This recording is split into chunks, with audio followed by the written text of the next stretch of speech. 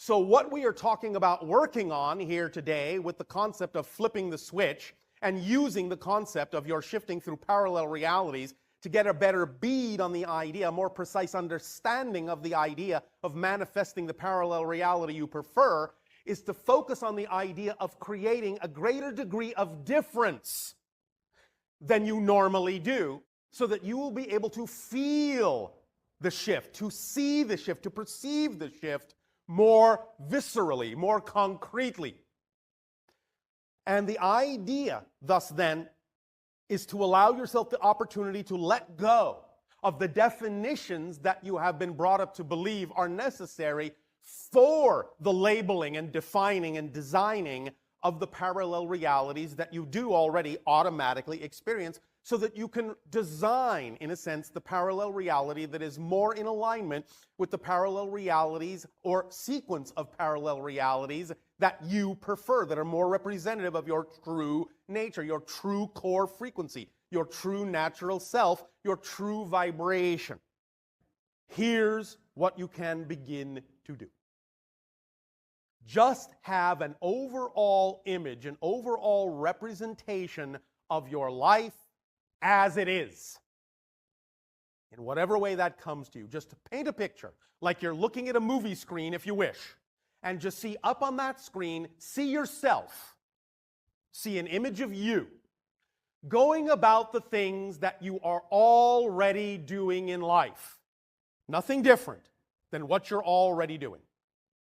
It can be anything on a day-to-day basis, this and that, big or small, doesn't matter. Just see yourself as you are. Now, when you are ready, blank the screen, wipe the screen. Now, replace it with an image of yourself going about your day-to-day business in what you consider to be, for now, your preferred, desired, ideal reality, your ideal life. Fill that movie screen with your image and look at all the things, create all the things in it that are representative of what the things are you would be going about doing in your ideal life, your ideal reality. Some of them may be the same. Some of them may be different. Whatever it is, just take a look at it. Now, in your mind's eye, put those two screens side by side or one above the other. Look at one screen that represents your life as it is. Look at the other image on the other screen that represents your life as you would prefer it to be. Notice the differences. Notice the differences. Notice the similarities, but notice the differences. Whatever differences you noticed, from small to large, are the things that represent vibrationally, symbolically, representationally, that ideal life. Whatever symbol you conjured up represents vibrationally that preferred parallel reality, because that is a real, already existing parallel reality. And that version of you in that reality already exists as a real person in that universe, in that reality, which is a completely different reality than the screen that represents your life as it is right now.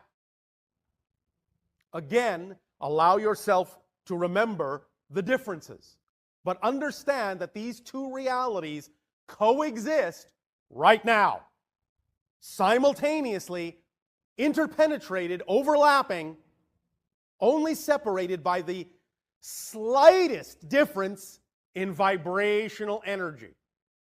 Now, it may be a slight difference, but if the picture looks very different, then it is a difference that is enough of a difference in vibration that you are noticing the difference. And that's the key. Different enough that you notice the difference. Different enough so that it's not in your mind, as you are used to experiencing, a smooth continuity from one second to the next, but would be representative of some time passing in between. In other words, some of you might see the image of the life as it is now, see the image of the life that you prefer, and you might automatically find yourself assuming that it would require some span of time in order for one to change to the other. The thing to understand is that it actually, in a sense, requires less time than you think, and in fact actually uses no time at all.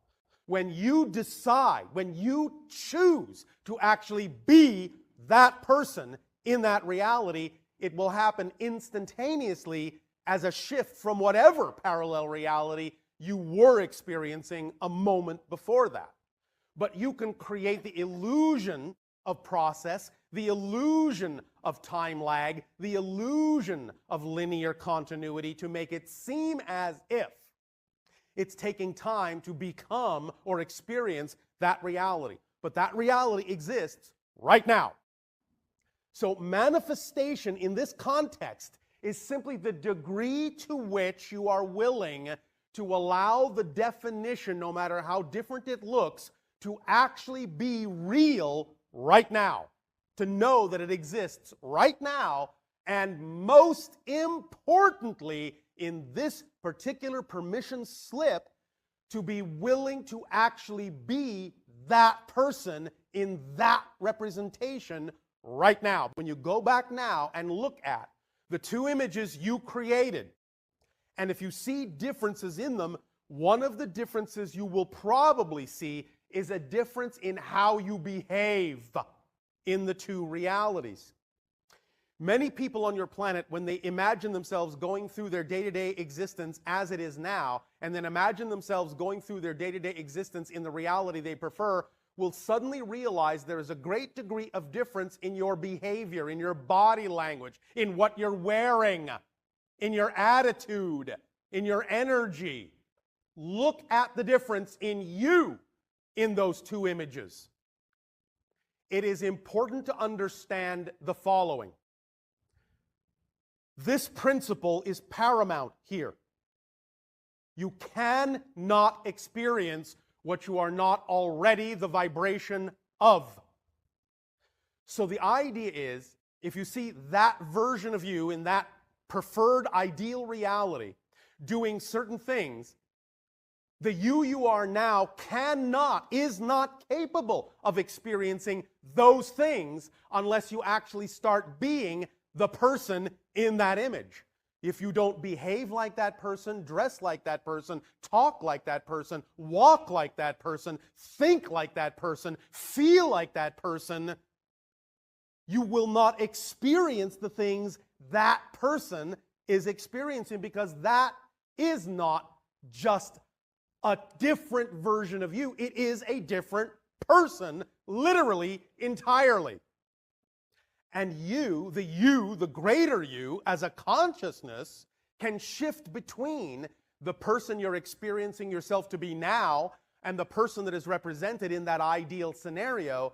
That you, the bigger you, the consciousness that you are, will be the same, but the person, the physical construct, the temporary personality that you consider yourself to be as a physical being will literally not be the same person, because you are not the same person from moment to moment to moment to moment. As we already said, billions and billions of times a second, you're actually becoming literally, quite literally, not metaphorically, quite literally, a new person billions of times a second. The idea again here is to pay attention consciously to the fact that you can design the person, design the reality to be different enough so that you can actually tell the difference, that it is really a different reality, a different you, a different universe. And that's what this exercise is designed to do, is look at the differences so that you can know that when you shift, you're shifting totally, utterly, totally, and instantaneously. There is no real time lag at all between becoming one reality and another, between experiencing yourself as one person and another. None whatsoever. but you can create this continuity, this illusion that there is, or you can start to let that go. Now, it will not let go entirely, of course, as long as you still have a reason to experience the physical reality idea at all. We are not talking about eliminating it completely, although from time to time, as you do these kinds of exercises, as you gain this kind of insight and this kind of knowledge, you may find space and time becoming a little more slippery. You may find things happening very rapidly, maybe sometimes even instantaneously here and there. This will be somewhat sporadic, but it can accelerate. Nevertheless, you will still retain some sense of space-time in order to have a context in which to experience the idea you call physical reality, but you can allow your experience of it to become something far more different than what you're experiencing now, accelerate it far more rapidly than what you're experiencing now. Again, not literally accelerating it. When I say accelerate it, I mean experience as if you were accelerating, because you're already shifting as fast as you can. You're already shifting totally. So you can't shift more than you do. You can't shift faster than you do. What you can change is your perception, your experience of the idea, so that you can become aware of the fact that you are shifting totally, shifting instantaneously. That's the whole idea to this exercise, to become aware of the fact that you're already shifting totally, already shifting instantaneously, and you can't go any faster. The way, as we said, to recognize that is to create a parallel reality that is different enough that you notice that you're shifting immediately and totally.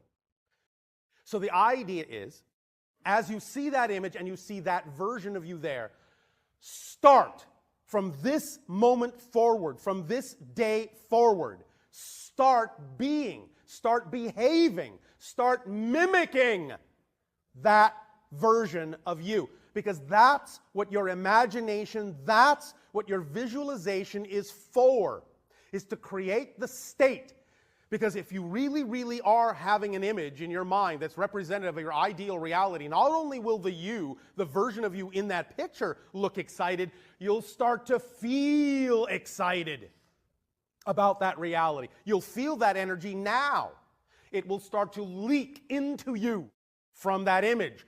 That's what it's for. That's its job, to put you in the proper state that is representative of the ideal reality, no matter how that reality actually will appear physically. If this video resonated with you, don't forget to like it and subscribe to our channel for more inspiring and enlightening content. Is the idea of a level of your consciousness that is much, much, shall we say, larger than your physical mind, and in fact is the repository and the reservoir from which all your lives come. All what you call past lives, all what you call present lives, all of what you call future lives, and all of what you call parallel reality concurrent experiences. Now, again, as a reminder, all lives exist at the same time because there is only now. And you make cross connections to these other lives to glean information from them that you may need in this life, and to give information to those other lives that they may need in theirs. But for the sake of clarity, we will simply speak in a colloquial way and talk about the idea of past, present, and future, even though that's just an illusion. And all these lives exist at the same time. But the oversoul is like the idea of the hand. And all the different lives that stem from it are like the idea of the fingers that extend from the same hand. So even though there may be many different lives, they are all connected back energetically, vibrationally, to the same oversoul for many of you.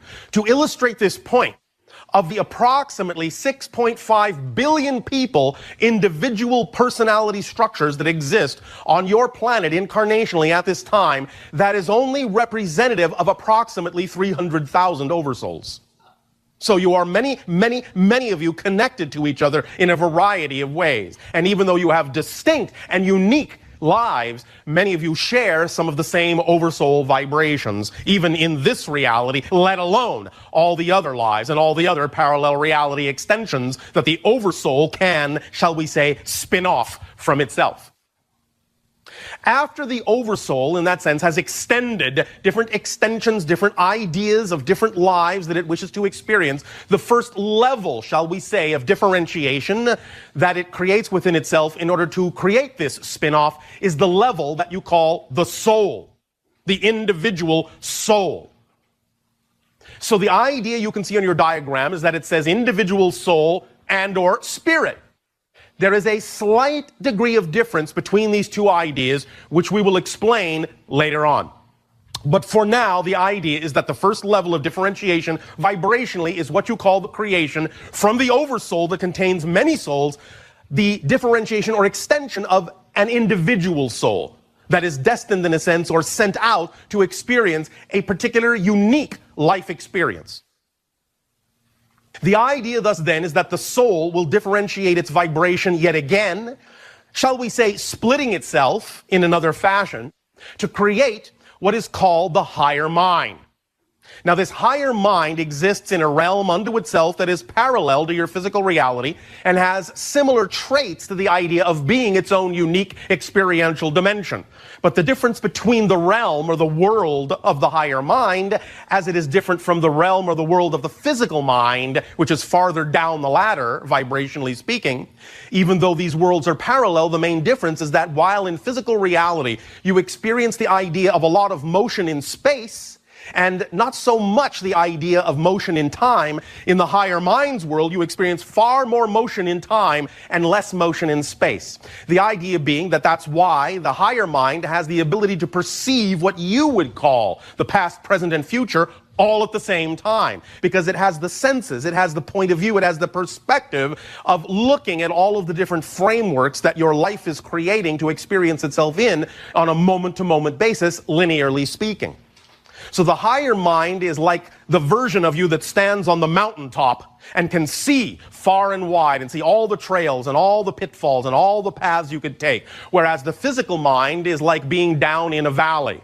And it is important thus then to rely on the guidance of the higher mind and allow yourself to form a relationship and a bond of communication with the higher mind in order for the physical personality to navigate the idea of the world of the physical experience, receiving guidance and the perspective of the higher mind that can see clearly which way you need to go so that you do not fall into too many holes. Thus, then, it is important to form this relationship, and in forming a relationship between the higher mind and the physical mind, you thus then are capable of functioning in physical reality as a whole being, a whole person. Because if you do not form this relationship, if you do not allow yourself to perceive the communication that is coming from the higher mind through the conduit you call imagination, then you are, in a sense, at a loss. You are, in a sense, rudderless as you go through physical reality. And it is, in your terms, a hit or miss proposition, whereas forming that relationship will allow you to receive the guidance that can allow you to stay squarely on the vibrational path that represents your themes of exploration and joy and excitement in your physical reality experience. Now, how the higher mind begins to do this is that the first differentiation, referring again to your diagram, that the higher mind will make, will split itself off into or go through, will be the level that we call the template level reality. This, in a sense, is the border between physical and non-physical reality. It might be euphemistically referred to as the blueprint level. This is where the idea of what your physical life will be experienced to be is laid out like a blueprint. And the higher mind lays these ideas out and chooses what kinds of themes it will explore, and generally in what way it will explore them. This is the level that you, as a physical person, call destiny. It does not in any way, shape, or form erase or remove or prohibit you from having free will as a physical person. But the idea is that destiny and free will work hand in hand in a very specific way. The idea of laying out these blueprints or templates for the physical life gives you an opportunity to have some guidelines to follow. And it gives you, in a sense, a type of hallway to walk down. Now, with your free will, you can walk down that hallway however you wish. You can run, you can skip, you can jump, you can crawl, you can go upside down and sideways, backwards and forwards, but walk down that hallway you will. That's the destiny part. The free will is how you do it. And the idea is that it is, in many ways, not so restrictive as you might think, because now, especially in this day and age on your planet that you call the transformational age, you even have the ability now consciously to rewrite, to redesign some of those blueprints. That's what this age is all about, is rewriting your agreements to be more representative and more harmoniously aligned with the ideas of what you prefer to experience as your true natural self, as you form more conscious recognition of your connection to all these different levels of your consciousness. You are thus then empowering yourself to use the template level reality to redesign your agreements, redesign your themes of exploration, redesign the blueprints of your life so as to truly manifest in a very magical and immediate way what it is you truly wish to experience. And this is one of the important reasons why you need to form this strong relationship with the higher mind that is above the template level, where the physical mind is below it, because coming together in a balanced way will allow you to operate from the center of those two realms, the center of those two realities, which is squarely within the template level dimension of experience. But now you can see that as you refer once again to the chart, that the level below this that is created to begin to draw from the blueprint level, to draw from the template level, to begin to lay out the idea of your physical reality blueprint or experience, will be what you call typically the collective conscious agreement level, what we choose to refer to as the collective automatic mind.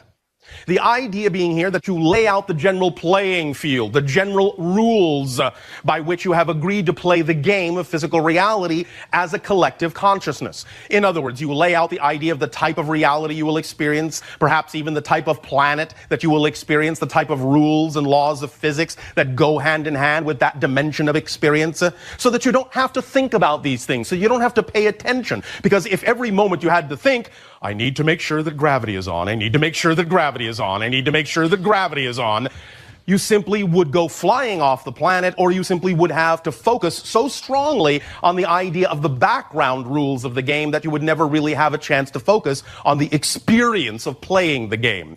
So the idea of creating an automatic level, a playing field, a board, if you will, sets up the automatic rules by which you are playing that you don't necessarily need to pay attention to. They just automatically go on to allow you to play the game. And then, as you see, the next differentiation and the next lowering of the vibration creates more crystallization on an individual level. Now, this is where it starts to crystallize in the automatic individual mind, the idea of the specific theme you will explore on that playing field, in that particular reality that you have agreed to play in with other beings in this collective game. So therein lies your specific conceptual idea of what you will explore as a unique individual.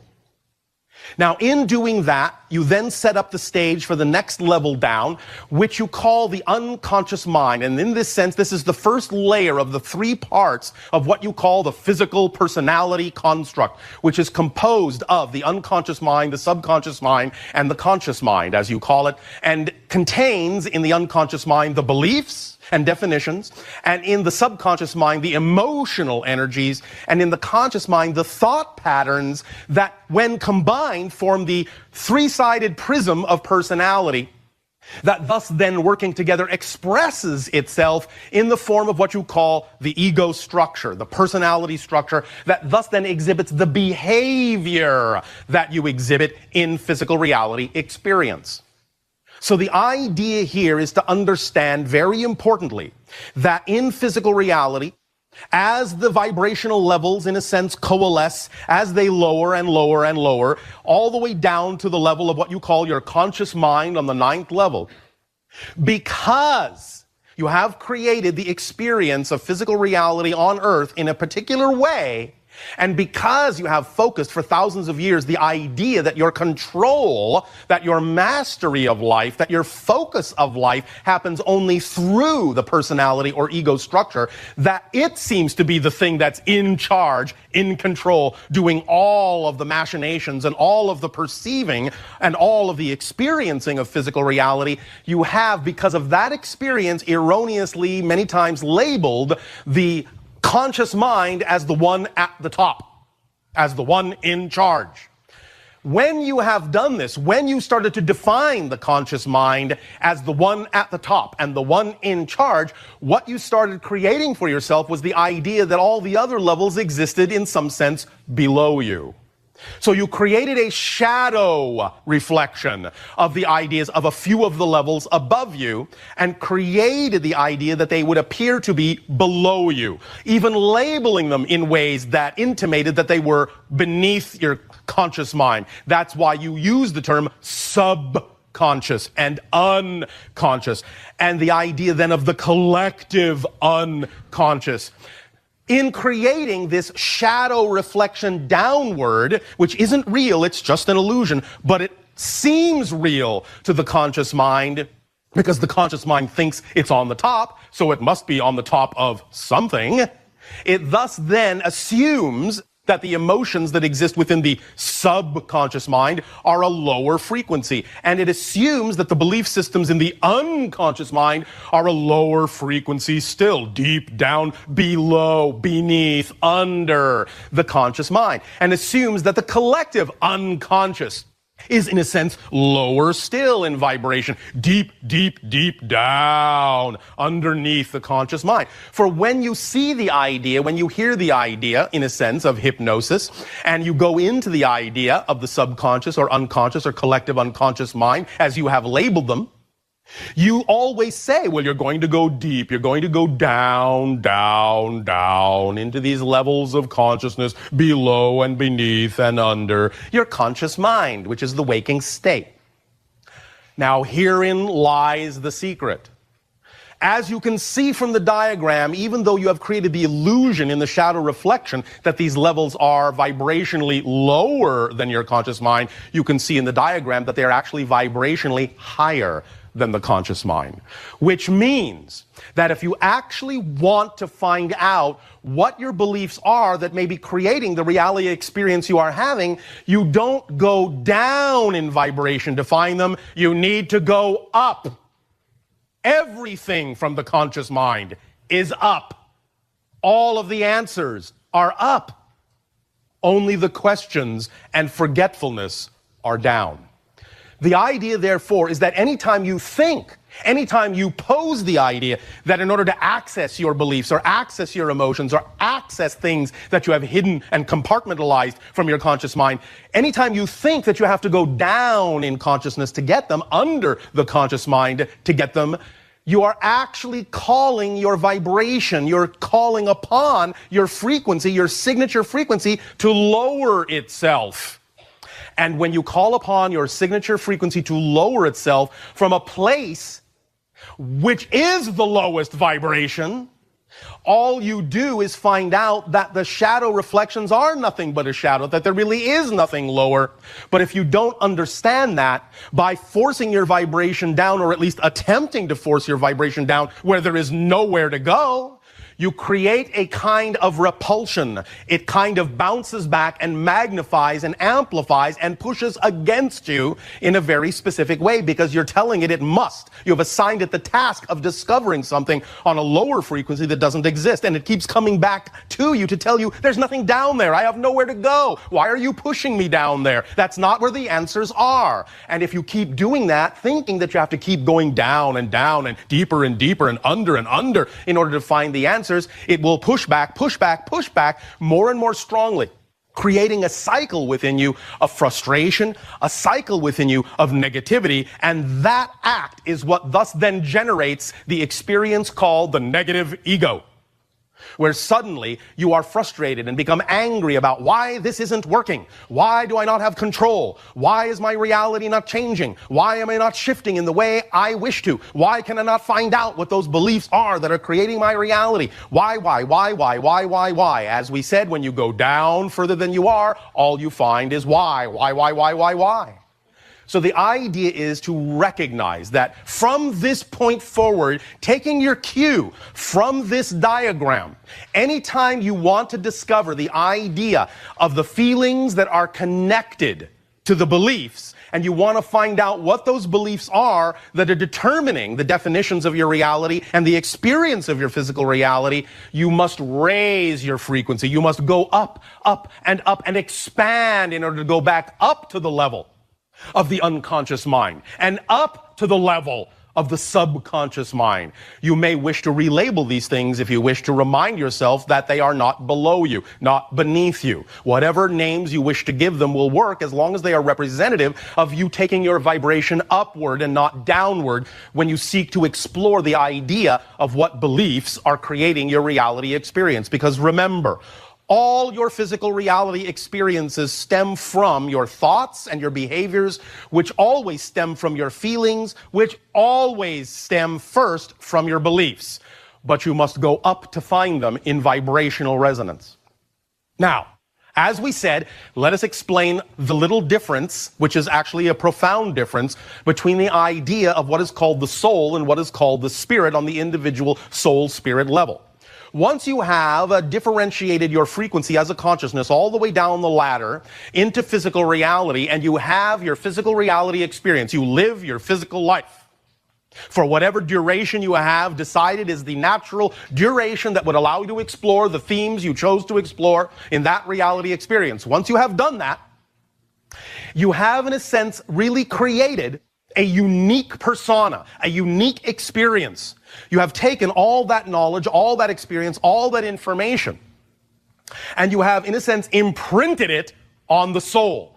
When the individual soul is created, is spun off from the oversoul, it is very similar to the idea, energetically, of raw clay. In a sense, it is formless. It has consciousness, but it has no real, distinct identity.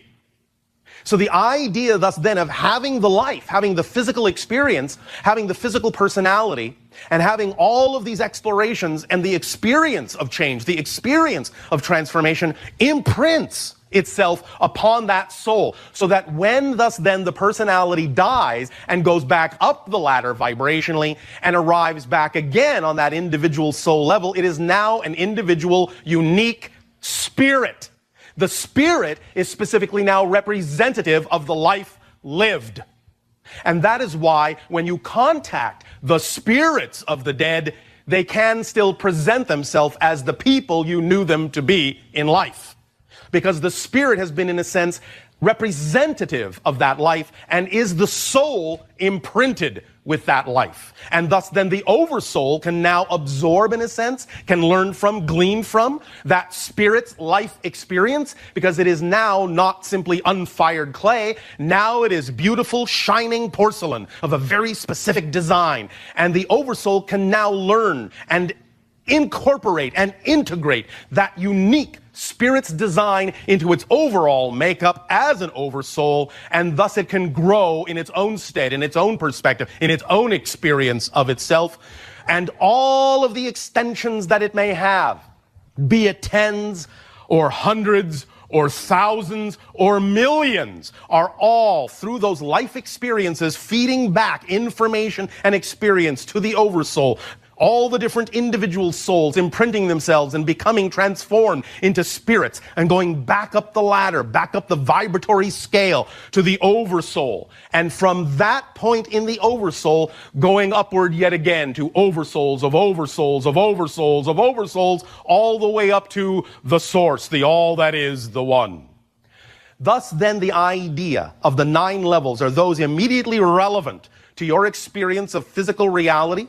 And when you understand truly the order in which they really are created, the relationship order in which they exist, and you know now that it is important not to go down to search for your answers, but to always go up, lest you create the idea of the negative ego, then you will gain much more power and much more clarity and much more efficacy at manifesting the experience and physical reality that you prefer, of manifesting the physical experience that is more in alignment with your true self. Because by understanding these relationships and actively engaging with these different levels, as we said, forming bonds, forming true relationships with these different levels of your consciousness in a very clear way, through the conduit of your imagination from physical to higher mind, then you will allow yourself the opportunity to know more consciously how to design your physical reality. You will understand the structure more clearly, and in understanding that structure, you'll be capable of using the blueprint level. For when thus then you truly understand the relationship and you truly understand the structure, then your imagination becomes many times more powerful. And when you start imagining and visualizing the reality that you prefer and start seeing it and generating the energy and the excitement that goes with it, then that imagination actually starts to change the idea of the template level reality, starts to rearrange it, starts to rewrite the blueprint. And when you rewrite the blueprint with your imagination that much more powerfully, it will thus then bounce back down and recrystallize into your physical reality, crystallizing more and more every day in every way as the reality that you have now designed with your imagination. You will start this cycle of not just staying down here and bouncing back from the shadow realm, but you'll start going up and down this way. And always thus then will create, in a sense, a kind of a heartbeat pump that goes from the physical personality up through the template level to the higher mind in a true relationship of communication that can plan, in a sense, together, that can design, in a sense, together what life is truly more representative of the true vibrational core of your being. And doesn't that sound like fun? Doesn't that sound like fun? Thank you. So, remember.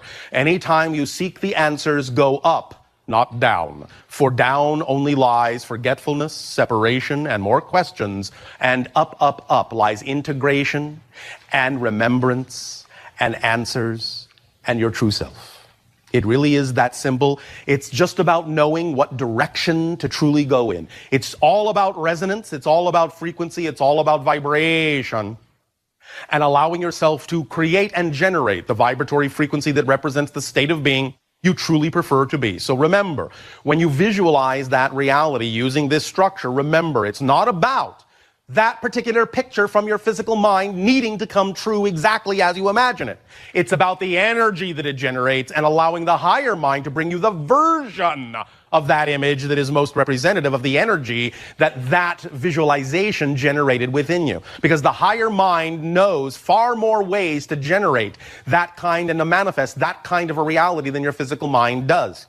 So don't be insistent on that particular picture that your physical mind conjures. Simply bathe in the energy that is symbolized, that is generated by the symbol of the visualization. But let the higher mind bring it to you in whatever way actually serves you best. Because remember, what to the physical mind may seem like the ultimate, may seem like the ceiling, to the higher mind is just the floor, is just the beginning. And the higher mind is capable of bringing you a manifestation of reality far greater than the physical mind is even capable of imagining. So please let it do so. Let it do its job. And let the physical mind do its job of simply keeping you focused in the physical reality experience, which is the entire purpose of ego. That's its only job, is just to keep you focused in physical reality so that you can actually have an experience, so that you can actually, in that sense, perceive physical reality. Remember, higher mind conceives, the brain receives, and the physical personality, the physical mind, just perceives. And that's all it does. It does not know how something is going to happen. It only knows how something is happening. And let the higher mind show you how something will happen, because in the higher mind is the magic, is the bigger point of view, is the bigger picture. But when you work together as a whole person, then the physical mind benefits from that perspective. Use this structure, learn this structure, let it sink in, let it truly become your first nature, not second nature, first nature. So that you will automatically, anytime you desire to get in touch with what beliefs might be creating your physical reality experience, what definitions might be creating your physical reality experience, or what feelings you might be feeling that are being generated from beliefs that you don't know, that are unconscious. Anytime that you think of that, you will automatically know that you need to raise your vibration, expand yourself, and imagine yourself in the perfect state of being that you prefer to be in. And from that state of being will the answers come, and in that state of being will you be able to apply that information as you receive it into your physical reality to allow the actions to ground that energy in your physical reality experience so that your physical reality experience takes on those vibrations and truly becomes a reflection of the reality that you know is truly aligned with your true core natural self.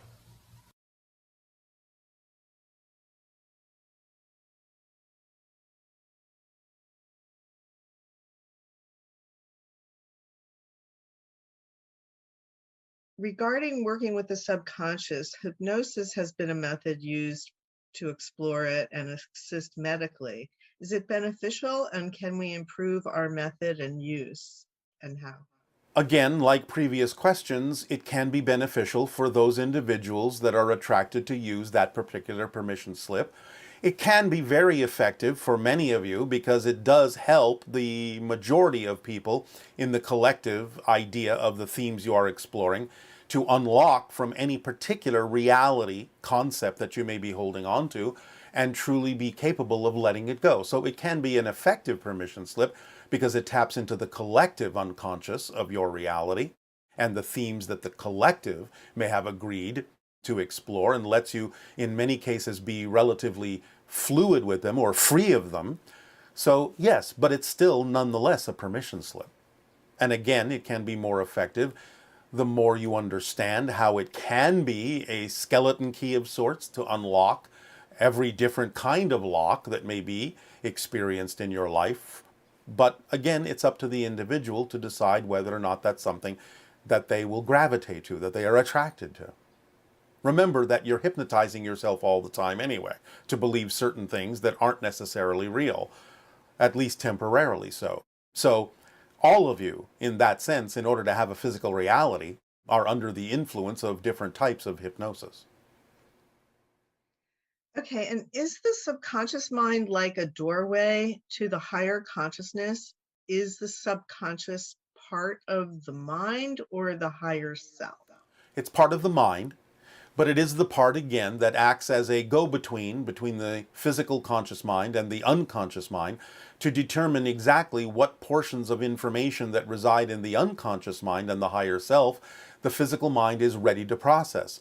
So it acts as a kind of a gatekeeper, the subconscious mind, to let through whatever the conscious mind feels it is ready to deal with in terms of facing different belief systems and processing them and letting the negative ones go. So, of course, everything is a reflection of what the higher mind chose to experience, but it is a specific part that acts as a gatekeeper for what the conscious mind is ready to deal with. Okay, and what, if any, impact do things like autism, ADD, and things like that have on the triunal structure and the way our belief systems are formed? I'm going to put this very simply. The effect that those kinds of situations or conditions have is to either make the subconscious mind more or less open to bringing through certain ideas in a very specific way. So, in other words, the subconscious mind may now be relegated to bringing only certain things through, but bringing them through more fully than it ever would for a quote-unquote typical trilateral conscious mind. So it depends upon what, again, the theme of exploration is, what this spirit or soul has decided to experience, and how it will use the subconscious mind as a gateway to bring through those specific things that are relevant for the experience that you are calling autism or those other conditions you have named.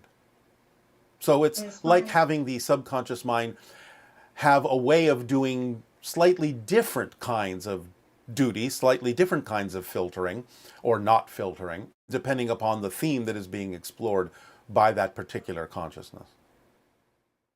And with multiple personality disorder, is that a mental issue or is it a spiritual issue? Well, it can be both, because again, remember, as above, so below. So there can be affectations in the mental consciousness that will allow for that particular being to experience those things that may originate in a other dimensional or spiritual nature. But the idea fundamentally, and again, not for every case, but fundamentally, is that an individual is tapping into multiple parallel realities, multiple versions of themselves, without necessarily having the filtering system or the control system imposed upon it that would allow them to function in an orderly fashion, communicating with one another in a way that still allows the individual to function, quote unquote, normally in your reality. So it's a type of tapping into multiple dimensions, multiple parallel realities, without the ability to focus in any one particular one in an effective way, but again can be done for a variety of reasons that may be personal to that particular consciousness experiencing that. So is the person tapping into multiple spirits and having them all share one body, or? No, it's not the sharing in the body, but it's an expression through the body, if that's what you mean by that. They don't all reside in the body per se, but the body can function as a reflector or a mirror for different versions of spirit and consciousness and physical beings in other parallel realities temporarily. So again, sort of like your telephone analogy, you can have different friends speak to you through the same phone, but it's not like they're inhabiting the phone. It's like the idea is that the phone and your body is a device that can, based on its frequency, allow different voices and different experiences to come through temporarily. So, is creativity from the higher mind, the subconscious mind, or the unconscious mind? It is mostly from the higher mind, although there can be versions of it that filter into the unconscious and subconscious and even the conscious mind in the form of inspiration. But as we said, the idea is that the higher mind is the conceiver. The brain is the receiver, and the physical conscious mind is the perceiver. So what you're calling creativity is a conception that originates in the higher mind, in the higher self, and filters down in whatever ways are relevant through the unconscious, subconscious, and into the conscious mind in ways that allow the conscious mind, the conscious being, the personality to be creative. But all of that comes from source and therefore filters down, so to speak, through the higher mind to the conscious mind, the triune conscious mind. How does that relate to the higher mind, to the oversoul, to the to the unconscious, subconscious? I notice there's confusion often. All right. Again, without going into too much detail and too many layers and levels, because you can create a number of them anyway for various purposes. Of course, everything starts with all that is source. It all comes from that. It's all an expression of that. But it goes down into different levels of oversoul, whether you want to say it's a universal oversoul or a galactic oversoul or a solar system oversoul or a planetary oversoul is relatively arbitrary. But it goes from the oversoul level into the individual soul level, and then the individual soul creates the idea of the non-physical higher mind and the triune physical mind. Then through the experiences of the physical mind, you create the concept of the unique spirit that is germane and unique to that particular physical experience, and that becomes part of the soul. But the idea, again, is that it usually goes from oversoul to higher mind, to unconscious to subconscious to conscious mind, that then through its experience creates a representative spirit that is a unique representation of the experience of that particular personality that then resides in the soul and the oversoul and all that is from that point forward, speaking linearly. Awesome. Mind filtering UFOs. Are there does the unconscious and subconscious minds that are responsible for filtering out things filter out UFOs, fairies, elementals, other beings from the conscious mind and limit what it can receive? And if so, is it being due to negative beliefs or is it for other reasons? Both. It can be for fear-based beliefs that it's doing that filtering. It can be something that the conscious mind believes it's not ready for. That would cause upset and imbalance within it to perceive those things because of its theme of exploration. And it can also simply be that a being is not ready in timing for the idea, and it simply can be outside the theme of exploration. But again, there are limitations there that are dissolving. You are becoming more aware that these beings exist, that these forms of consciousness exist, that there are ET beings, that there are extra dimensional beings, that there are elemental beings, there are different aspects of consciousness that are connected to your planet in a variety of levels. And therefore, it's really simply a matter of when it's the appropriate timing for you to allow and open up and dissolve the barriers between the conscious, subconscious, and unconscious minds to the degree where they can perceive more in the conscious mind of what is all around it all the time. The unconscious mind is always aware of these things, just as the higher mind is. But again, it's a reservoir that holds these things back because the subconscious mind determines from the belief system of the conscious mind what the conscious mind is ready to perceive and experience and interact with based on the theme of exploration and the belief systems that exist at that moment. Okay, thank you. Yes.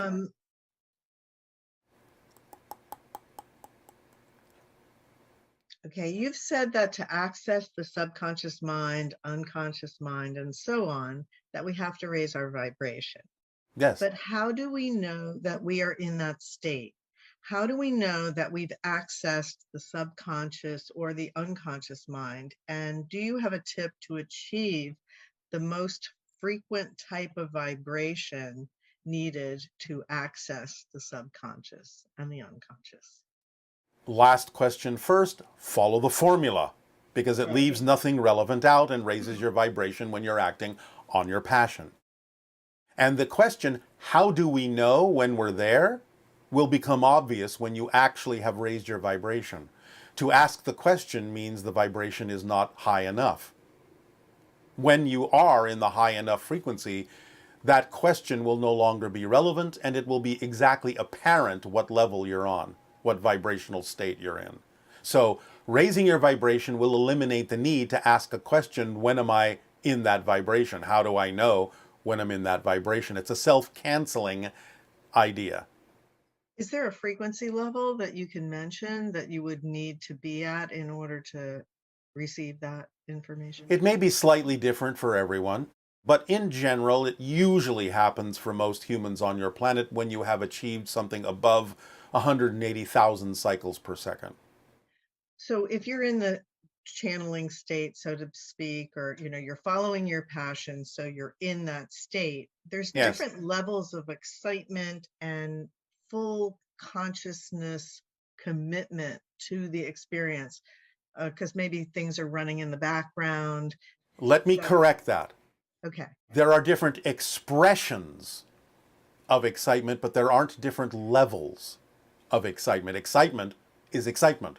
Passion is passion.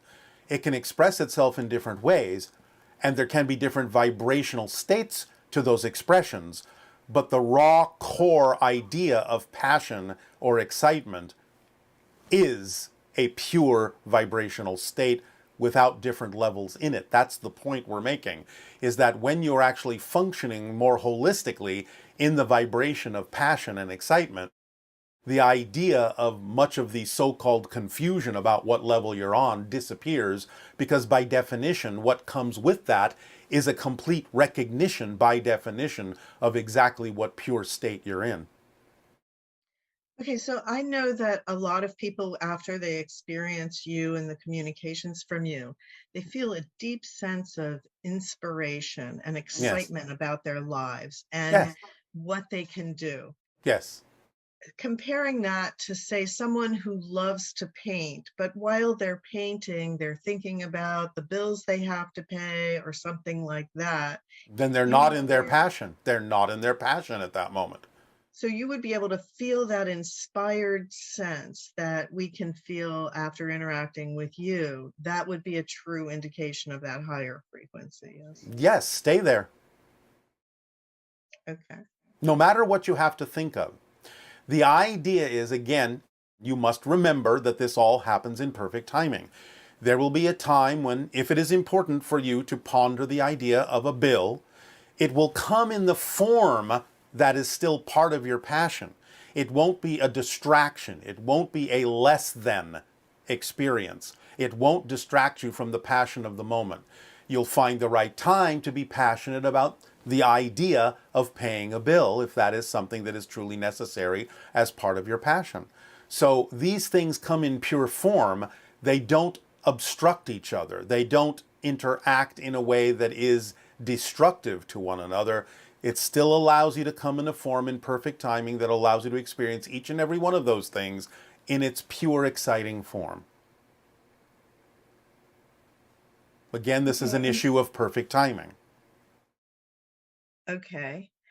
And you've talked a lot about memories and how we create our memories from the present, and Yes. also how we can change the past by shifting our frequency. Yes. So, how does that relate to other people that are in our lives if their memories aren't aligned with ours because we've shifted frequencies and shifted the planet that we're on? How does that synchronize between the people in our lives and what we remember and what they think is true? Well, again, as we have said, for a while, you are agreeing to play the game of continuing to be aware of people that have made different choices and are experiencing different things. You're allowing that to be part of your game for a while. Eventually you won't. Eventually there will be no, shall we say, disagreement on the overall picture of what you're experiencing when you have shifted to the version of Earth where everyone is relatively harmonious and in sync with one another. But for now, for the purpose of experiencing process and for the purpose of still giving yourself the opportunity to change your mind and make different choices, you have agreed, even during your shifting, to shift to versions of Earth where you're still aware that there are different choices you could make that may not be relevant or in alignment with what you prefer. That's part of the choice you're making for now, to give everyone a chance to make their choices, to see in you different experiences they could choose for themselves, and for you to see in them different ideas you could choose for yourself. That's part of the game you're playing, even while shifting to different versions of Earth. So, what kind of a timeline are we looking at with this in terms of when you would experience Earth and be experiencing people having similar memories to you? Of course, it will vary from individual to individual, but again, we could say that the overall bubble would probably be about 50 of your years. Okay, and so for those individuals who may not live for another 50 years, they would Yes. just experience varying degrees of that. Yes. Again, it will be per individual. Some may go on ahead, some may lag behind.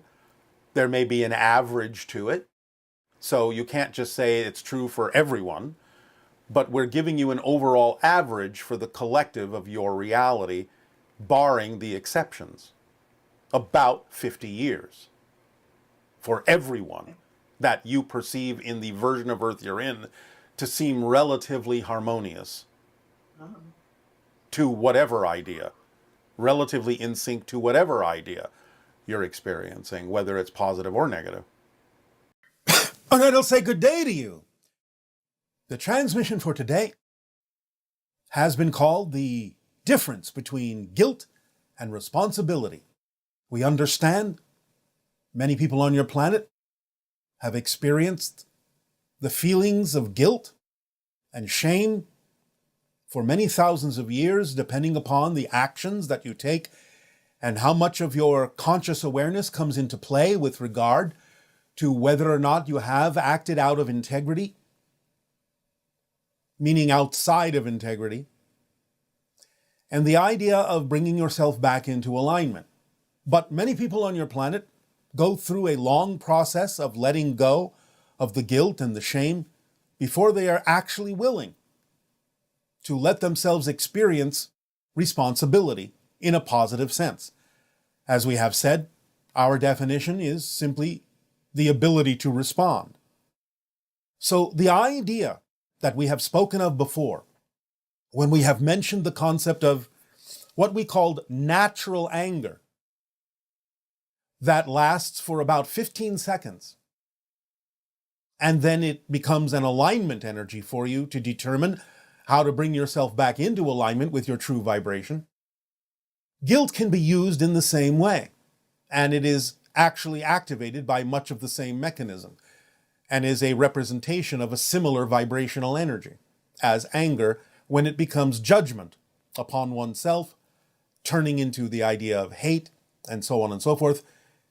Then The natural energy that you experience as guilt when you heap judgment upon yourself for having it allows you to experience the idea of shame and doesn't really give you the ability to take full responsibility, to have the full ability to respond to the situation in a positive way.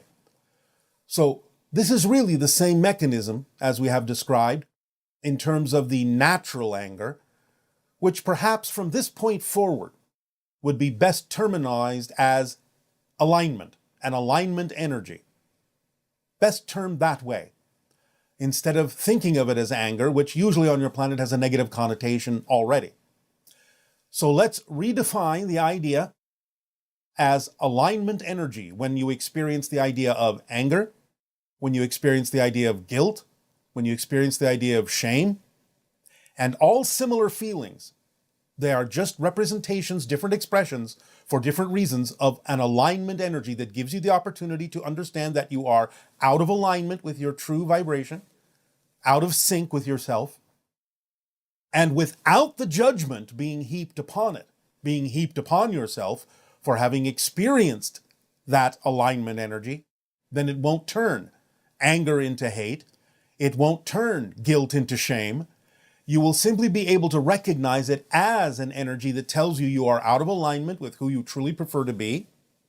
And you can bring yourself immediately back into alignment by being willing to take responsibility, by being willing to have the ability to respond to the situation in a positive way, saying, all right, this alignment energy, this rush of alignment energy that I am feeling, either as anger or guilt, doesn't have to perpetuate in a negative way, which only defeats the purpose of learning the lesson from it, that it helps me know I'm out of alignment so that I can take the opportunity to go back into alignment by taking responsibility, by having and expressing the ability to respond to my recognition that I'm out of alignment, by bringing myself back into alignment and not judging myself for having had the misalignment in the first place.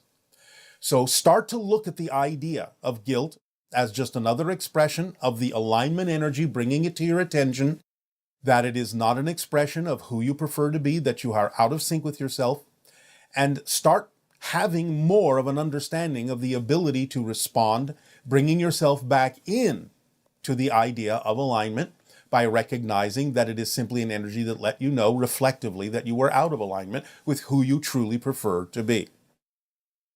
So responsibility, the ability to respond, will short circuit the idea, if you're willing to go in that direction, of having any judgment on yourself for having been out of alignment, will prevent you from having to go through a long, involved, detailed process of wondering why and berating yourself for having gone out of alignment. Take this opportunity to shorten your processes. Take this opportunity to stop judging yourself for having slipped, as we say, or chosen, as we say, to go out of alignment momentarily. It does you really no good to continue that process of shame and guilt and anger, of continuing the misalignment by judging yourself negatively for having had that experience. Allow yourself to go quickly back into alignment by taking responsibility for having had the experience in a positive context and knowing that it has shown you very clearly who you truly prefer to be, and snapping back into that choice, realizing that it served its purpose already. There's no need to dwell on it or wallow in having had the alignment rush that you felt. There is no need to continue the shame. There is every need on your planet for you to correct yourself immediately, bring yourself back into alignment, be a positive example of how to do so for others, so they also do not have to wallow into the idea of self-judgment, which you don't deserve, especially if you recognize by having that alignment rush that that's a good thing. It has shown you that you're operating properly, you're working properly, you're self-correcting, you're self-guiding. You are recognizing that you're out of alignment, and that's a positive recognition. So don't judge yourself negatively for that. Congratulate yourself for having realized, for having been willing to experience that rush of alignment energy that you used to call natural anger or used to call the idea of guilt. It's just a recognition. Use it positively, and you will move forward in a positive way very quickly and will not spend most of your time dwelling on the idea that you're judging yourself, which actually allows you to continue to judge yourself in a negative way. So know the differences here. Watch your definitions here. Use these to your advantage here, wherever and whenever you can. We thank you for allowing us to express this difference between the concept of guilt and responsibility by redefining all of these experiences as the alignment energy, the rush of alignment energy that allows you to know you are functioning perfectly, you are functioning fine. So celebrate that and congratulate yourself for having caught yourself in being misaligned with your true vibration, and allow yourself to snap back into that true vibration and move forward in your lives in a positive way.